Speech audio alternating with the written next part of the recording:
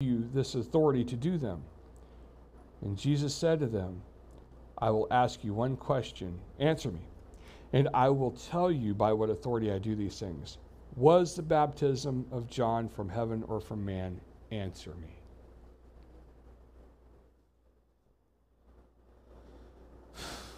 I want to answer the question the priest wouldn't answer. But that's, Jesus is the authority. I know you guys are stunned by that information, but Jesus is the authority, okay? So we have that mystery out of the way. But what authority does Jesus actually have? Do what? Well, he's sent by the Father, but I would say his authority, and that you could go with that, but the authority that Jesus is, he is God. He is the creator. Like it or not, he spun this world into existence, did all the stuff, whatever it was. He tells us how he did it in Genesis. That's a really interesting passage back there. He is the Savior. So what authority does Jesus have? Well, all authority, isn't it? If you build something, if you make something, then you have the authority over that unless you get rid of it. But he didn't do that. It was still his creation. It still is his creation. God put this world together, put us on it, and it's his.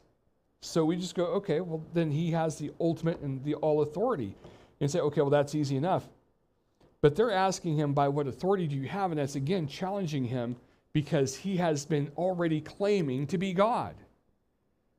When he says, I am, and then insert the next part of that passage, I am the bread of life, I am the living water, I am the ego eimi statement. If you take it to your Greek for a second, the ego eimi, the I am, he is replicating what you see at the bush that was burning but not being consumed that Moses ran into as he was on the backside of the desert. Who do I say sent me? I am has sent you. Okay. So I am has sent. Okay, so I am is God. And the Jews at that time understood that. The Jews now understand that his proclamation of saying I am, he's saying he's God. And when he was questioned by people, he would tell them, yeah, I am God. It wasn't until recently in our passages that we've been reading that we see that he actually took praise and worship from people. And that was on the triumphal entry that we saw, I guess it'd be earlier in this chapter. I was going to say last chapter, but it's still the same chapter.